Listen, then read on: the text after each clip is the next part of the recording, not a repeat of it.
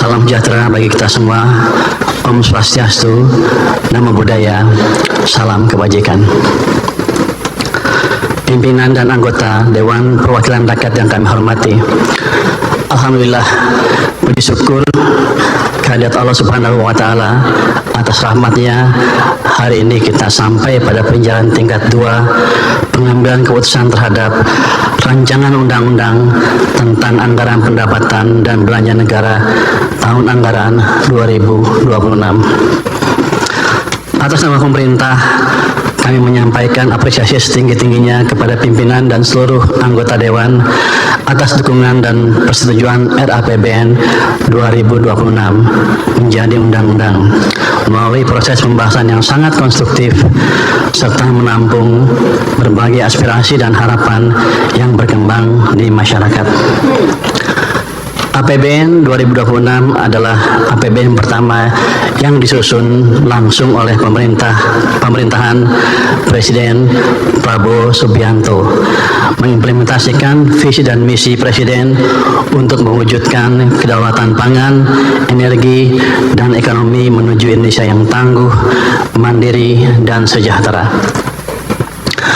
APBN 2026 didesain untuk mendorong aktivitas ekonomi berputar lebih cepat dan tumbuh lebih tinggi.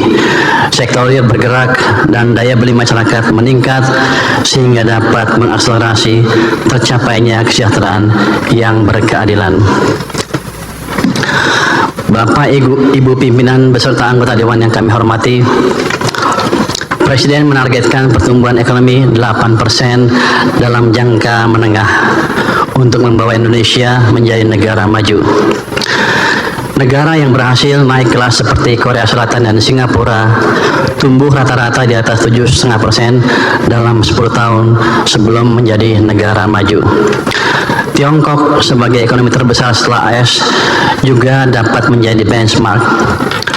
Dengan strategi yang tepat, ekonomi Tiongkok tumbuh tinggi, bahkan pernah melampaui 10% year on year selama periode 2003-2007 dan pada tahun 2010. Target ini tidak mudah, namun bukan berarti tidak bisa diwujudkan Indonesia.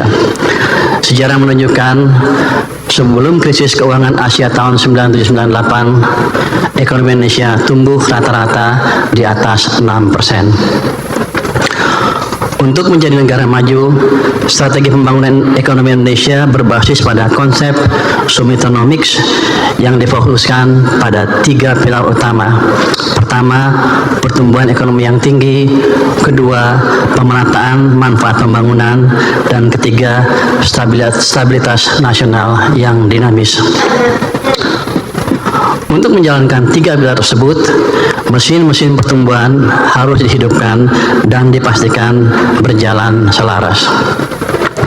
Fiskal, sektor keuangan, dan perbaikan implementasi harus sinergis menggerakkan perekonomian Indonesia agar dapat tumbuh melampaui 6% dalam waktu tidak terlalu lama. Dengan konsistensi menjaga keselarasan mesin-mesin pertumbuhan, diharapkan dapat memacu pertumbuhan menuju 8% dalam jangka menengah. Pimpinan dan anggota Dewan Perwakilan Rakyat yang kami hormati, untuk pertumbuhan ekonomi yang tinggi, APBN berperan sebagai katalis untuk mendukung sektor swasta sebagai motor penggerak utama pertumbuhan. Kinerja sektor-sektor bernilai tambah tinggi terus diperkuat dengan tetap menjaga ketahanan sektor resilient. Sektor resilient seperti pertanian, industri manufaktur, padat karya, dan pariwisata dijaga tetap tumbuh tinggi sehingga berkontribusi optimal bagi penciptaan lapangan kerja dan pertumbuhan ekonomi. Dukungan APBN untuk hilirisasi sumber daya alam, salah satu contoh high value added sector, terus dilakukan dan diperluas.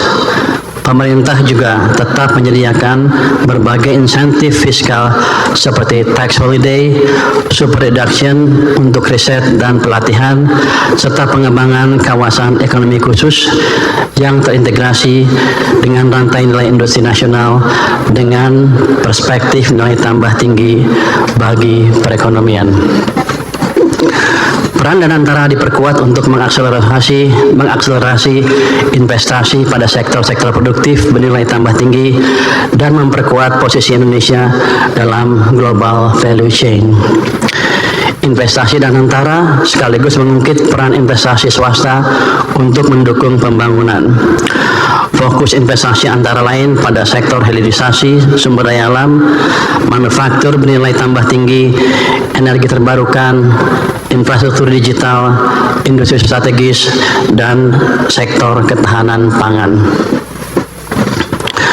Untuk memperkuat mesin pertumbuhan sektor keuangan, pemerintah baru saja menggeser penempatan dana kas dari Bank Indonesia ke Bank Himbara senilai 200 triliun rupiah sebagai sumber pendanaan murah.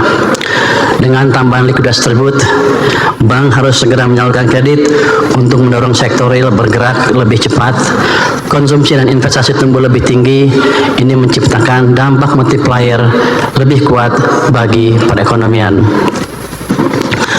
Pemerintah akan terus mendorong perbaikan iklim investasi melalui deregulasi dan debottlenecking.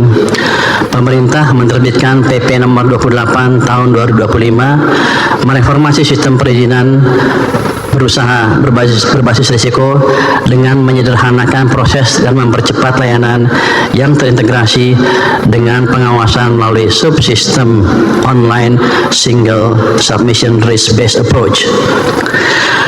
Perizinan dengan prinsip positif fiktif akan memberikan kepastian bagi pengusaha dan investor.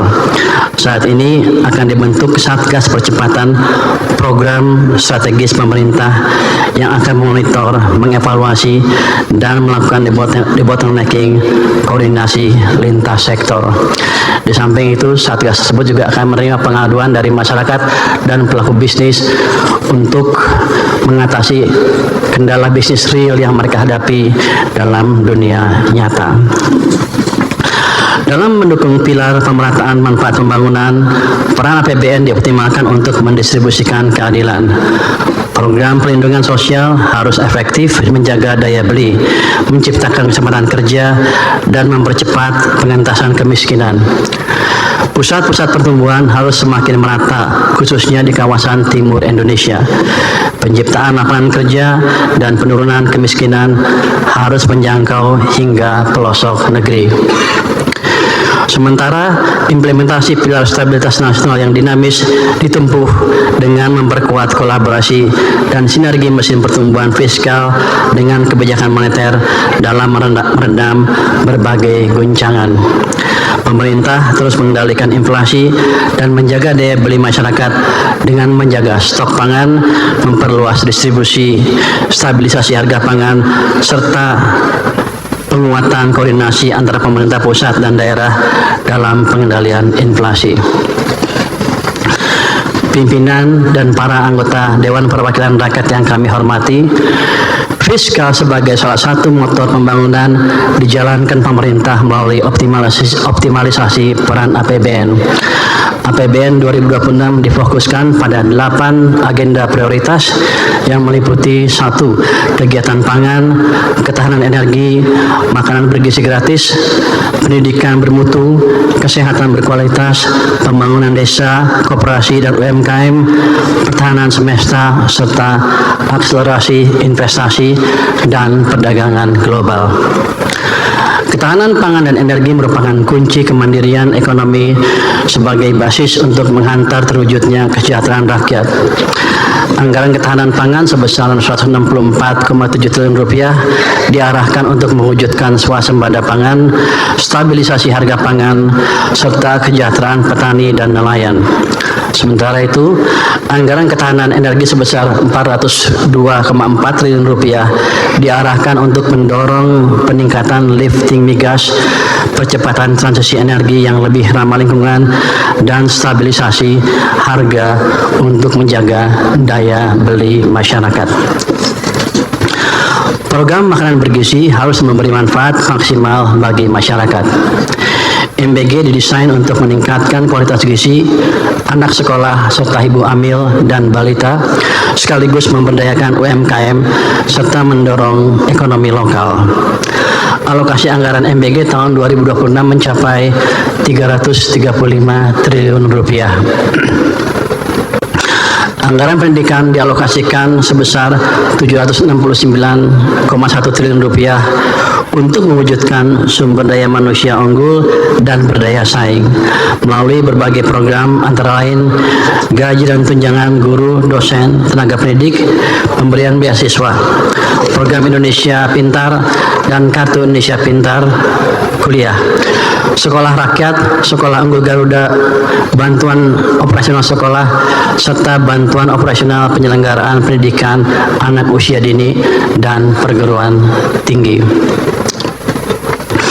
Anggaran kesehatan dialokasikan sebesar 244 triliun rupiah untuk mewujudkan kesehatan berkualitas melalui penguatan efektivitas program jaminan kesehatan nasional, cek kesehatan gratis, dan revitalisasi rumah sakit. Pemerintah konsisten memperkuat pembangunan desa, membangkitkan koperasi, dan memberdayakan UMKM. Pembangunan desa mandiri dipercepat, koperasi dan UMKM dibangkitkan. 80.000 koperasi desa Merah Putih telah terbentuk dan siap mempermudah masyarakat desa mengakses sembako, logistik, pupuk, hingga layanan keuangan. Pertahanan semesta terus diperkuat, ditempuh dengan mendorong modernisasi alat utama sistem pertahanan dan memperkuat komponen cadangan, termasuk memberdayakan industri strategis nasional serta peningkatan kesejahteraan para prajurit. Akselerasi investasi dan perdagangan global untuk pertumbuhan ekonomi yang lebih tinggi. Untuk itu APBN didorong untuk berfungsi sebagai katalis.